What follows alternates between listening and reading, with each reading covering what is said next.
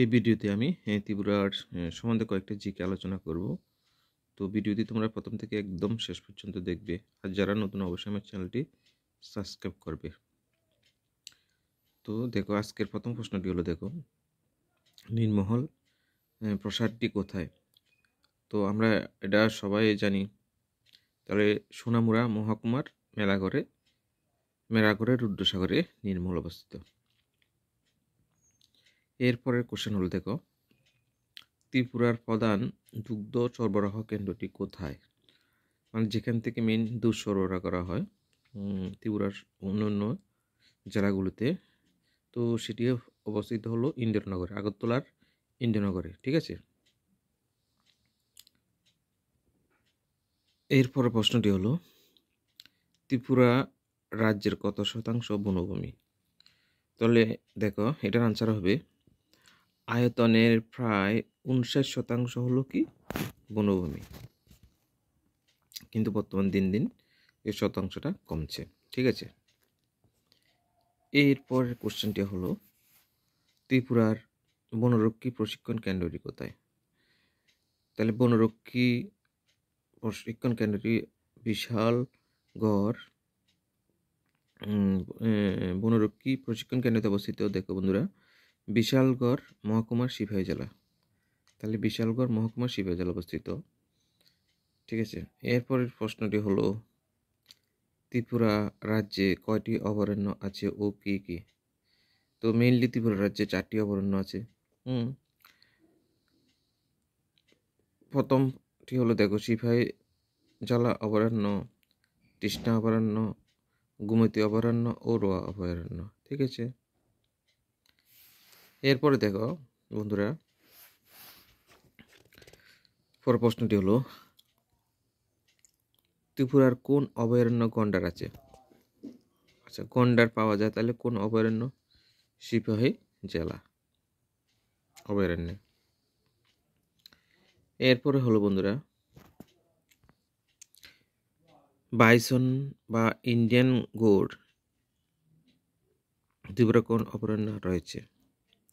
এটি হলো বন্ধুরা দক্ষিণ ত্রিপুরার তৃষ্ণা অভয়ারণ্য। ঠিক আছে। এরপরে প্রশ্নটি হলো, ত্রিপুরার বনাঞ্চলে কি কি ধরনের বন্যপ্রাণী দেখা যায়? তাহলে দেখো বন্ধুরা, ত্রিপুরার বনাঞ্চলে মেনলি বাঘ, নেকড়ে, বাঘ, বনহাতি, ভাল্লুক, উল্লুক, রামকুকুর, চশমা বাঁদর, বিভিন্ন ধরনের হরিণ, জাতের হরিণ, বনমহিষ, এরপর খরগোশ, বনশূকর, সজারু, বনরুই ইত্যাদি পাওয়া যায়।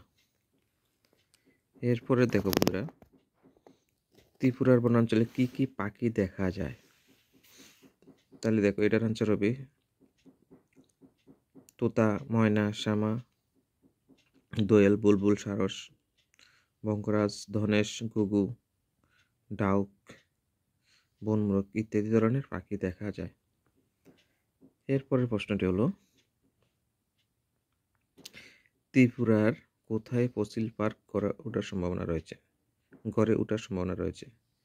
সেটি হলো, দেখো, খোয়াই মহকুমার হাওয়াই বাড়ি অঞ্চলে। এরপর প্রশ্নটি হলো, ত্রিপুরার কোথায় কোথায় তাপবিদ্যুৎ কেন্দ্র আছে? তাহলে এটার অ্যান্সার হবে বন্ধুরা বড়মুড়া, রুকিয়া, রামচন্দ্রনগর। আর বন্ধুরা, গ্যাস ভিত্তিক তাপবিদ্যুৎ সেটি হলো পালাটানা। ঠিক আছে। ত্রিপুরার প্রধান জলবিদ্যুৎ প্রকল্পটি কি এবং কোথায় অবস্থিত? তাহলে ত্রিপুরার দেখো, এটার আনসার হবে গোমতী জলবিদ্যুৎ প্রকল্প। এটি কোথায় অবস্থিত বন্ধুরা? এটি হলো ডুম্বুর নগর, অমরপুর অবস্থিত। এরপরের কোশ্চেনটি হলো, কোন জলপ্রপাত থেকে ডুম্বুর জলবিদ্যুৎ উৎপন্ন হয়? গোমতী নদীর উৎসমুখের ডুম্বুর জলপ্রপাত থেকে। আচ্ছা, খোয়াই ব্যারেজ কোথায় অবস্থিত? খোয়াই মহকুমার চাকমাঘাটে। এরপরের প্রশ্নটি হলো, মহারানী ব্যারেজ কোথায় অবস্থিত? তাহলে বন্ধুরা দেখো, উদয়পুর মহকুমার মহারানী ব্যারেজ অবস্থিত। এরপরে হলো বন্ধুরা দেখো 2005 খ্রিস্টাব্দে 19 অক্টোবর দক্ষিণ ত্রিপুরার পালাটানা বৃহত্তম গ্যাস ভিত্তিক তাপবিদ্যুৎ কেন্দ্রের উদ্বোধন করেন কে? এটার আনসার হবে ভারতের প্রধানমন্ত্রী ডক্টর মনমোহন সিং, ঠিক আছে, তৎকালীন। এরপরে হলো দেখো ত্রিপুরার প্রধান সড়ক কোনটি? আসাম আগরতলা রোড, এটি হলো ত্রিপুরার প্রধান সড়ক। বর্তমানে এটিকে NH8 নামে আমরা জানি, ঠিক আছে, নামকরণ করা হয়েছে NH8। এরপরে বন্ধুরা দেখো ত্রিপুরার কোন সড়ককে জীবনরেখা বলা হয়? NH8, এই সড়ককে ত্রিপুরার জীবনরেখা বলা হয়। এরপরের কোশ্চেনটি হলো বন্ধুরা দেখো আগরতলা শহরের কোন সড়ককে ডক্টর আহমেদ সড়ক নাম দেওয়া হয়েছে?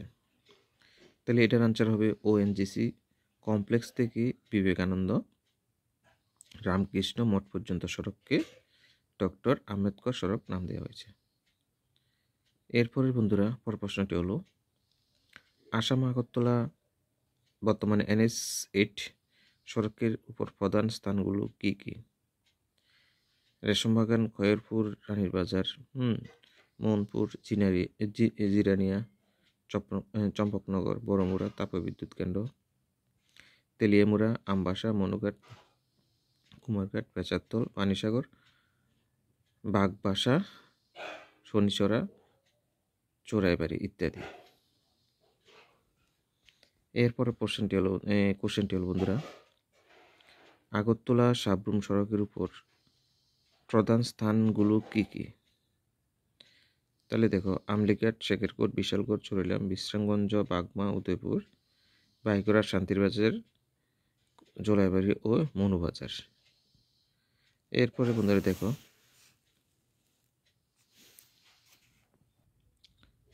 এরপর কোশ্চেনটি হলো ত্রিপুরার অভ্যন্তরে যাতায়াতের জন্য কি কি ব্যবস্থা রয়েছে? রেলগাড়ি, TRTC, এটা তো তোমরা সবাই পারবে, এটা আর বলছি না। এরপর কোশ্চেনটি হলো দেখো ত্রিপুরা থেকে কলকাতা যাওয়ার সহজ উপায় কি? এটা হলো বিমান এর মাধ্যমে, এটা তো জানো, তো তোমরা সবাই জানো। এরপরে হলো দেখো এই প্রশ্নটা কিন্তু খুব গুরুত্বপূর্ণ, সেটি হলো আকাশপথে আগরতলা থেকে কলকাতার দূরত্ব কতটুকু? এটি হলো বন্ধুরা 315 কিলোমিটার আকাশপথে আগরতলা থেকে কলকাতার দূরত্ব, ঠিক আছে, 315 কিলোমিটার। এরপরে বন্ধুরা দেখো কত খ্রিস্টাব্দে আগরতলা বিমানবন্দর পত্তন হয়? এটি হলো বন্ধুরা 1942 খ্রিস্টাব্দে। তো এই ছিল আজকের আলোচনা। তো যদি ভিডিওটি ভালো লাগে অবশ্যই আমার ভিডিওটি শেয়ার করবে, লাইক তো করবে। আজ এই পর্যন্ত, ভিডিওটি দেখার জন্য অনেক ধন্যবাদ।